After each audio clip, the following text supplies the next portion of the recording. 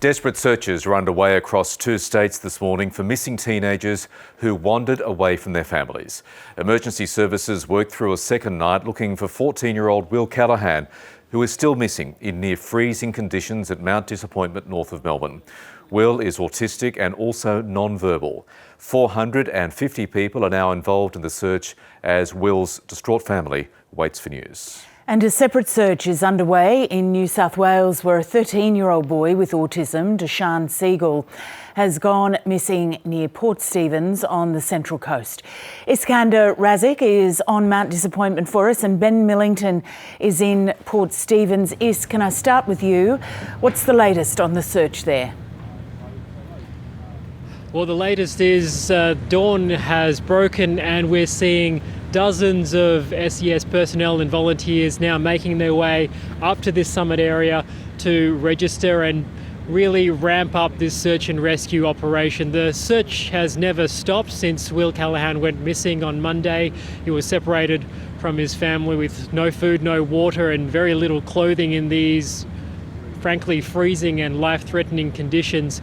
Overnight, a core group of about 50 or 60 personnel remained here, keeping the fires burning, keeping the lights on, and those on the ground searching through the wilderness also played music, Thomas the Tank Engine music, hoping that that friendly music could perhaps lure the 14-year-old out of the wilderness if he happened to still be in this vicinity. Sadly, we've just been told by the police that all of those efforts have not yielded any hard evidence. Will is still missing, but they have spoken to us, and this is their message to the community and what will happen as this search ramps up today. We have got concerns about using people that are untrained and unequipped. We've got to be very careful how that's managed. So like I said earlier, all those easy areas have been done. Now we're getting into the more into the difficult countryside. And Isk, the number of people who were volunteering yesterday was extraordinary. It did scale back a little bit overnight, but as you say, they have not stopped. Exactly, 450 people were involved in the search and rescue operation yesterday.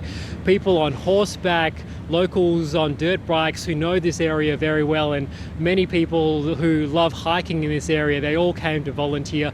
Many of those said that they will be back today. I've actually seen some familiar faces walking up already, so we're expected to see that number be about 500, and the SES said yesterday the operation was one of the largest they've ever seen in this area, so today will be again one of the largest we've ever seen in this operation, in this area, pardon me.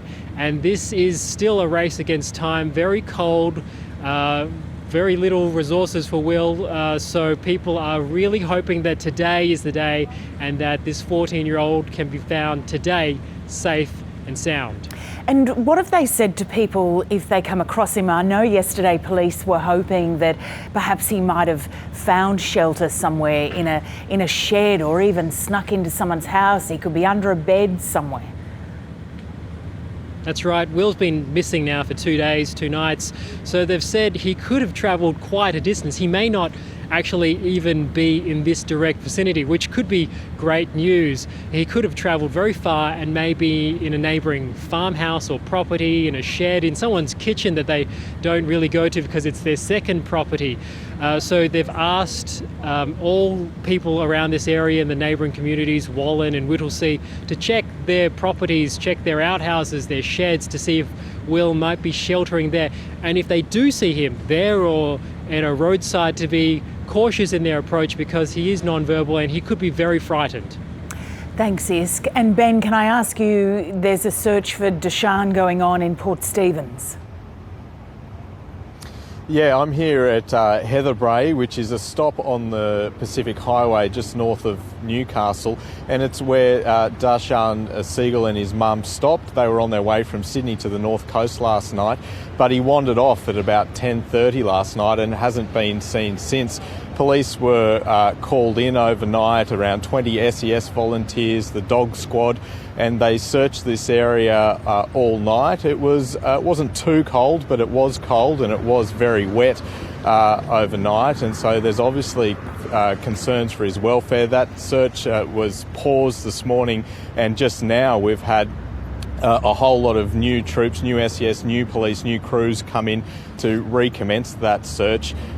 He's a 13-year-old boy with autism. I believe he's highly functioning though.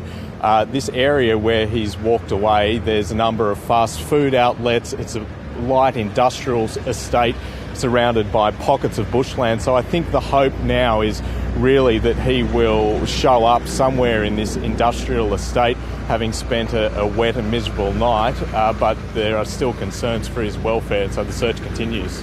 Ben and Isk, thank you.